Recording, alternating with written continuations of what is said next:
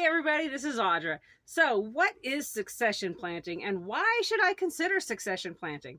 All right, succession planting is when you start a crop, let's say tomatoes.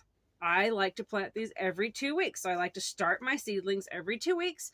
That means once I finally hit the time when I can plant them out, they go out. Some of them will go out in a huge old clump because let's be honest, I'm going to have some seedlings ready to go in various stages of uppotting. That's a whole other video. But I can put my plants out at various stages. I have some that are older than others, and I can actually succession plant for about 2 months. And that means when I'm ready and itching for a tomato, I'm getting tomatoes before a lot of my neighbors are because I started them early. You can also, there's ways to encourage that with protecting them, wall of water, things like that. But to get a longer crop, a better crop, succession planting, especially if you like greens. Kale is one of those. So I said these ones are every 2 weeks. Kale, greens, things like that are a high cut crop, like meaning you're using a lot of it. I cut these, we cut them weekly, which means I need to be planting these weekly. So I start my succession planting every single week. I'll start a new crop. It sounds crazy, right? So first it starts here in the greenhouse and I'll plant them in their little seed pods.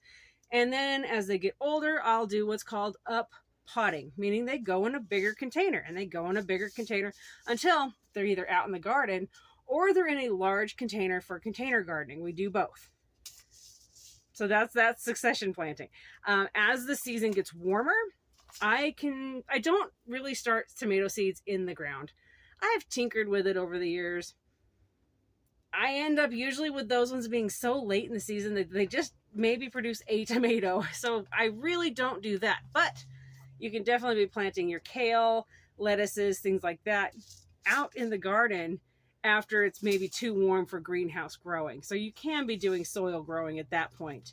But again, just mark it on your calendar. Keep a journal, keep a garden journal, a garden calendar. Be like, oh yeah, I need to plant some more. And especially as we get really warm here in Idaho, our plants will bolt. We have some seriously warm days, even starting as early as, this is a cool February, but I've had some Februaries where we are really hot and I've started growing actually in the soil. One year, I started a whole bunch of various greens directly in the soil and I had a crop it was probably like the first or second week of February. And I did put them under glass. I made a hot house for them, but I had plants, edible plants that I could take and eat by March. So depending on our season, and then March we ended up being cool. Anyway, we have these, it's Idaho. Wait 5 minutes, the weather's going to change. So high heat, low heat, freezing temps, you name it. But that's another reason why I will succession plant these like crazy. And that's because it's hard to decide what kind of weather we're going to get. Are they going to bolt? Are they going to get too cold? And actually we've had some killing frosts where it'll even kill these guys. It just turns them to sludge. We get that cold occasionally.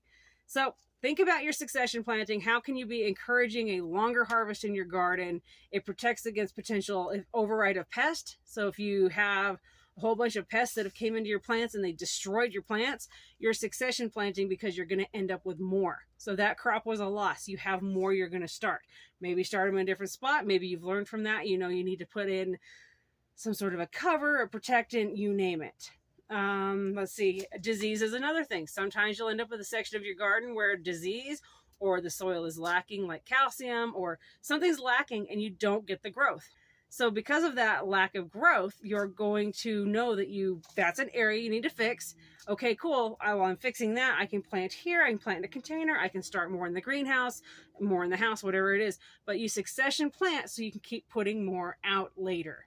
It extends your harvest, extends your food growth, healthier plants. You're not stressing some of those ones. You can let some of the first cuttings, let them grow a little bit better while you have more that you can be picking from. So there you go, guys. Consider succession planting for a successful garden.